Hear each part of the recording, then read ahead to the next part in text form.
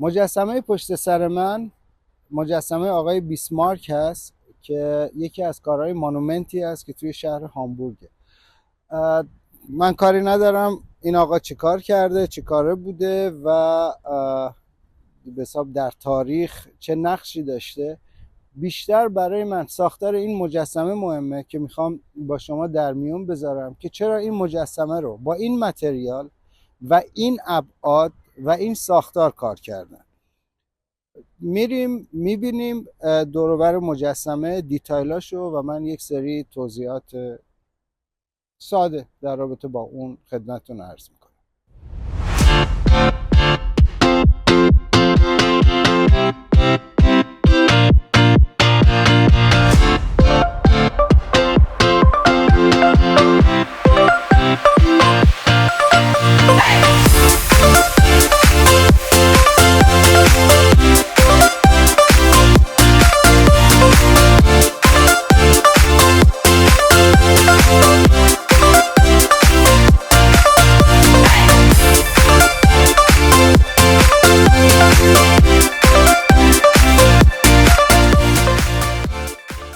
این مانومنت چیزی حدود 35 متر ارتفاع داره و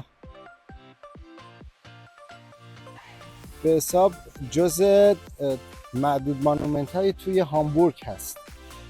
یه چیزی راجع به ساختارش من بگم که اومدن از تناسب طلایی استفاده کردن، یعنی این حلقه پایینی مقیاسش 1:6 نسبت به آقای بیسمارک است، مجسمه بیسمارک و پایه زیرش و این رینگی که اطرافش هست.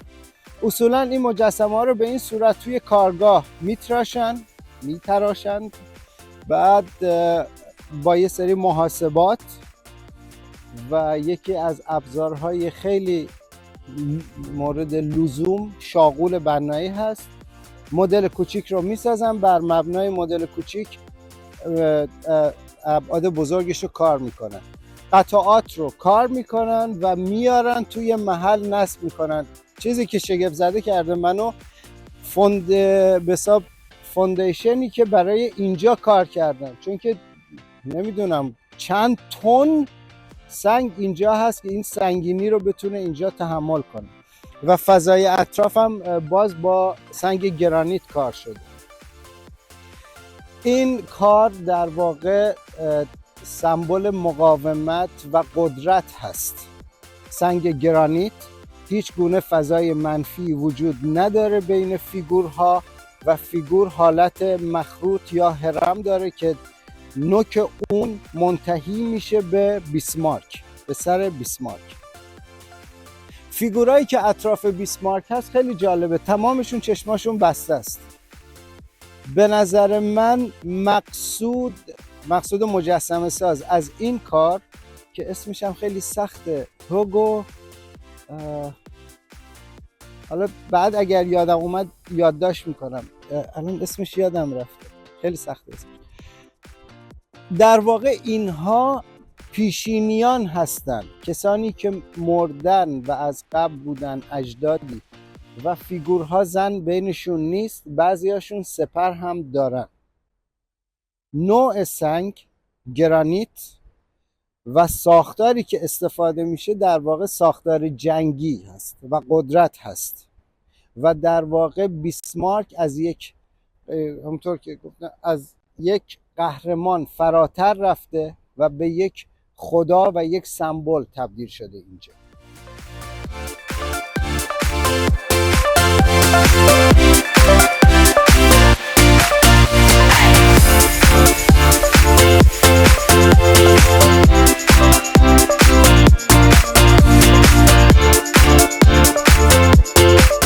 چیزی که توی این مجسمه برای من خیلی جالب بود، فیگورای اطراف مجسمه هستن که همشون مردن، زنی وجود نداره اونجا و بین فیگورا یکی دو تا سربازم از دوره‌های مختلف هستن. فیگورای پایین، یعنی سطح پایین‌تر، نصف فیگور آقای بیسمارک هستن و یه چیز جالبتر، توی این فضا هیچ گونه دسترسی به مجسمه بیسمارک نیست، یعنی نمیشه رفت پای خود مجسمه و در واقع این ابعاد و این نوع ساختار و حساب اون ارتفاع در واقع اینا میخواستن یک القای حس خداگونه رو به این فرد بدن، چون که اصلا ابعادی که بالای 4-5 متر باشه دیگه مربوط به انسان نیست، یعنی تا 2 متر 2 متر و نیم انسان واقعی در رابطه با انسان واقعی میشه ساخت، بالاترش مثلا 3.5-4 متر قهرمانه، بالاتر از اون مانومنت یا سمبل میشه یا خدایگونه که در واقع اون فیگورای پایین قهرمان هستن که هم میشه گفت همون سربازا و خود بیسمارک دیگه یک حالت خدایگونه و سمبولیک رو پیدا میکنه، چون که اینجوری که شنیدم خیلی کارا برای آلمان انجام داده و این که تو نمیتونی به اون دسترسی پیدا کنی، دور تا دورش بسته است، نوعی قداست برای اون به وجود آورد. در رابطه با نوع ساختار خطایی که یعنی فرم هایی که برای بیسمارک استفاده شده، فرم های خطوط صاف، خشک و محکمه و فیگورای پایینتر بذارین این رد شه، نمیذارن حرف همبرگ دیگه کارش میشه، نه ولکان هم نیست رفیقان.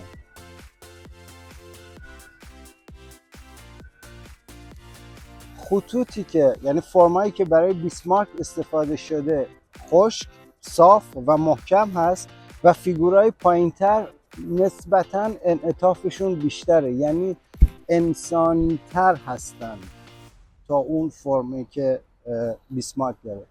و حالا اون سمبل هایی که دارن 2 تا عقاب هستن اینور و اونور بیسمارک و شمشیری که تو دستشه، اینا همه یه سری نشانه و المان هستن، یک سری پیام هستن، مسیج هستن که اینا رو داره به بیننده میفرسته.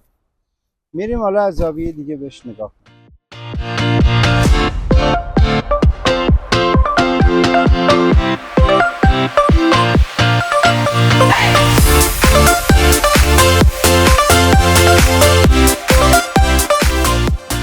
فضای اطراف مجسمه مدور هست. البته این بخش بیشتر مربوط به کار به حساب معمار یا آرکیتکت کار میشه.